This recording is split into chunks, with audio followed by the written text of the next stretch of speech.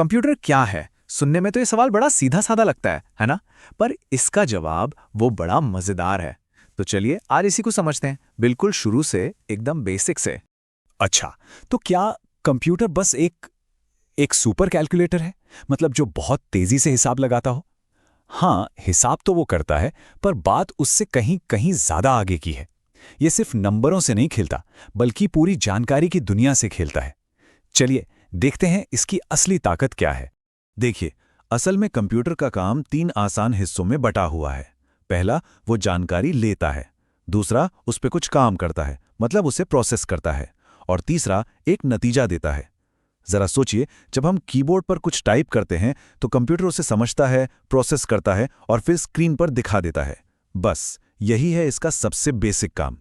इसे ना एक किचन की तरह समझिए। इनपुट क्या हुआ? कच्ची सब्जियां। प्रोसेस, उन्हें पकाना। और आउटपुट, अरे वाह, वो स्वादिष्ट डिश जो बनकर तैयार हुई।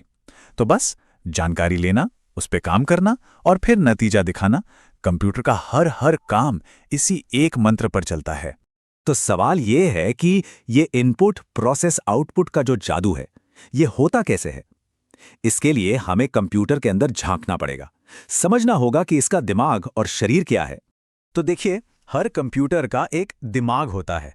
इसे हम कहते हैं CPU, यानी सेंट्रल प्रोसेसिंग यूनिट।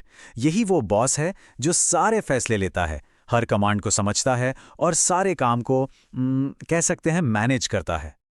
अच्छा, सीपीयू तो दिमाग हो गया, पर सोचने के लिए उसे जगह भी तो चाहिए। रैम समझ लीजिए उसकी काम करने वाली मेज है, एक तरह की शॉर्ट टर्म मेमोरी। फिर आती है हार्ड डिस्क। ये एक लाइब्रेरी की तरह है, जहां सब कुछ हमेशा के लिए स्टोर होता है। मॉनिटर, कीबोर्ड और माउस, ये तो हमारी आंखें और हाथ बन जाते हैं। और इन सबको एक साथ जोड़े रखने वाला प्लेटफॉर्म, वो है मदरबोर्ड। तो इसे ऐसे याद रखना बहुत आसान है। सीपीयू सोचता है, रैम याद रखता है कि अभी क्या काम चल रहा है, ठीक वैसे ही जैसे हमारे दिमाग में ताज़ा ताज़ा बातें रहती हैं। और हार्ड डिस्क, वो सब कुछ हमेशा के लिए सहेज कर रखती है, हमारी लंबी पुरानी यादों की तरह। लेकिन क्या हर कंप्यूटर एक जैसा, मतलब एक बड़े से डिब्बे जैसा ही दिखता है? अरे बिल्कुल नहीं।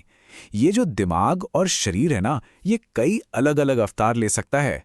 सबसे पहले आता है डेस्कटॉप। ये वही क्लासिक कंप्यूटर है जो अक्सर घर या ऑफिस की मेज पर रखा मिलता है। आमतौर पर ये काफी शक्तिशाली होते हैं और लोग इन्हें गेमिंग या दूसरे भारी भरकम कामों के लिए इस्तेमाल करते हैं। फिर आया लैपटॉप, और इसने तो जैसे कंप्यूटर को हमारे बैग में ही डाल दिया। इसकी बैटरी की वजह से हमें कहीं भी कभी भी काम करने की आज़ादी मिल गई। और फिर टैबलेट्स, इन्होंने तो कीबोर्ड और माउस की जरूरत ही लगभग खत्म कर दी। यहाँ हमारी उंगलियां ही इनपुट का काम करती हैं, जो इसे चलाने में बेहद आसान और नेचुरल बना देता है। और आखिर में सर्वर। ये वो गुमनाम हीरो हैं जिन्हें हम कभी देखते नहीं, पर इंटरनेट की पूरी दुनिया इन्हीं के दम पर चलती है।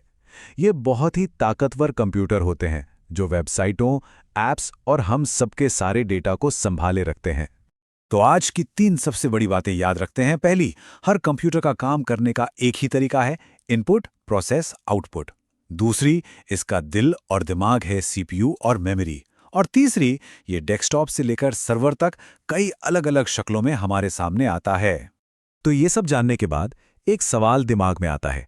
एक स्मार्टफोन, वो भी तो हमारी उंगली के इशारे से इनपुट लेता है, ऐप खोलकर उसे प्रोसेस करता है और स्क्रीन पर आउटपुट दिखाता है। तो क्या इसका मतलब ये हुआ कि हमारी जेब में रखा फोन भी एक बहुत ही शक्तिशाली कंप्यूटर है? जरा सोचिएगा। इसी सवाल के साथ आज की ये बातचीत यहीं खत्म